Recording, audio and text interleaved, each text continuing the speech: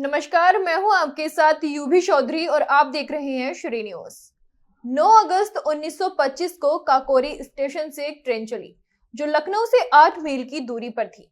इस ट्रेन में कुछ समय बाद 3 नौजवान सवार हो गए। इन नौजवानों ने बड़ी चतुराई से ट्रेन में बैठे यात्रियों को धमकाया और समझाया कि उन्हें कोई नुकसान नहीं होगा, बशर्ते वो शांति बनाए रखें। इस बीच एक यात्री ने जबरदस्ती ट्रेन से उतरने की कोशिश की और गोली लगने से उसकी मौत हो गई। इस घटना के बाद अंग्रेजों ने जांच शुरू की और राम प्रसाद बिस्मिल, अशफाक उल्ला खां, राजेंद्र नाथ लाहिड़ी, ठाकुर रोशन सिंह समेत कुल 10 क्रांतिकारियों का नाम सामने आया। इन क्रांतिकारियों के खिलाफ मुकदमा चलाया गया। घटना के बाद बिस्मिल ने लाहिड़ी को बम बनाने का प्रशिक्षण लेने के लिए बंगाल भेजा। वहां दक्षिणेश्वर में उन्होंने बम बनाने का सामान इकट्ठा किया। एक दिन किसी साथी की असावधानी से बम फट गया और धमाका सुनकर पुलिस वहां पहुंच गई, जिससे सभी को गिरफ्तार कर लिया गया। न्यायालय में 10 साल की सजा सुनाई गई, लेकिन अपील के बाद ये 5 साल में घटा दी गई। तमाम अपीलों और दलीलों के बावजूद सरकार ने सहमति नहीं दी और अंततः राजेंद्र नाथ लाहिड़ी, पंडित राम प्रसाद बिस्मिल, अशफाक उल्ला खां और ठाकुर रोशन सिंह को फांसी की सजा सुनाई गई। राजेंद्र नाथ लाहिड़ी को 17 दिसंबर 1927 को गोंडा जेल में फांसी दी गई। उनकी उम्र सिर्फ 26 साल थी। जेल के बाहर सैकड़ों स्वतंत्रता संग्राम सेनानी कड़ाके की ठंड में खड़े थे ताकि वो किसी तरह अपने साथी को छुड़ा सके। जब अंग्रेज अफसर राजनाथ को फांसी पर चढ़ाने के लिए उनके बैरक में पहुंचे तो वो देखकर हैरान रह गए। लाहिड़ी प्रतिदिन की तरह व्यायाम कर रहे थे और गीता का पाठ कर रहे थे। जब उनका वजन किया तो उनका वजन 1 पाउंड बढ़ चुका था।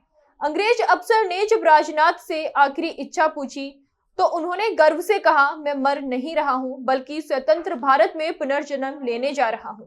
वंदे मातरम की हुंकार भरते हुए उन्होंने फांसी के फंदे को चूमा।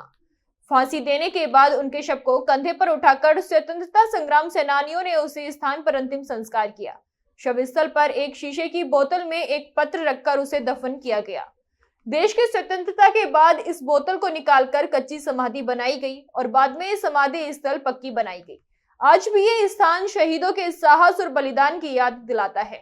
नमस्कार, मैं गोंडा से कैलाश वर्मा, आप देख रहे हैं श्री न्यूज। 30 जून 1901 में बंगाल में जन्म लेने वाले अमर शहीद राजेंद्र लाहिड़ी का ये स्मारक है। आप मेरे पीछे देख सकते हैं, ये उनका शहीद स्मारक स्थल है। और 1927 में इनको 26 वर्ष की आयु में इसी गोंडा जेल में इनको फांसी दे दी गई थी। देश आज़ादी के बाद राजेंद्र लाहिड़ी का यहाँ पुण्यतिथि मनाया जाता है और भव्य मेला लगता है। हालांकि इनकी समाधि स्थल दो जगह पे है। एक जेल के पीछे है, जहाँ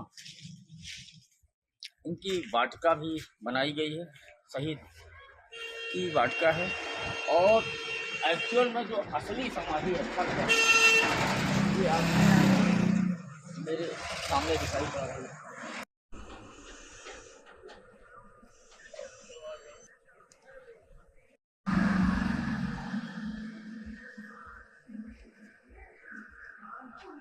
यहाँ एक पहले नदी हुआ करती थी 1900 में, और उसके बाद में ये नदी नाले का रूप धारण कर ली।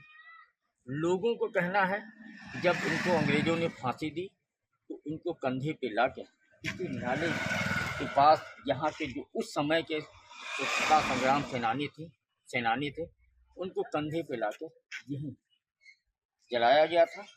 और उनके नाम से एक पत्र वहीं इनके समाधि स्थल के पास बोतल में दफन कर दिया गया था।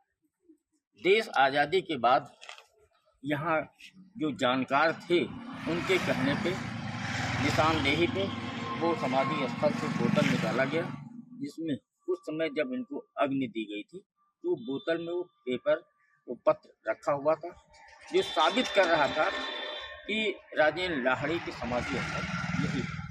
बाद में कुछ दिनों के बाद में समाधि स्थल बना दी गई, लेकिन आप ये देख सकते हैं कि यहाँ समाधि स्थल हमेशा तो साफ सफाई नहीं रहती, बड़े बड़े जंगल और खाली यहाँ हो जाते हैं। लेकिन 17 दिसंबर जो उनकी पुण्यतिथि है उसके कुछ दिन पहले से प्रशासन व ग्राम सभा इस समाधि स्थल को सफाई करवाती है। जैसे आज भी करके समाधि स्थल की सफाई करा रहे हैं।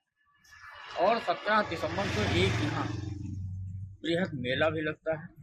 यहाँ नेता अधिकारी इस समाधि स्थल पे और ये शहीद स्मारक पे लोग फूल माला चढ़ाने के लिए आते हैं, लेकिन इसके बाद कोई इसको देखने और सुनने वाला नहीं होता है। गोंडा से कैलाश वर्मा।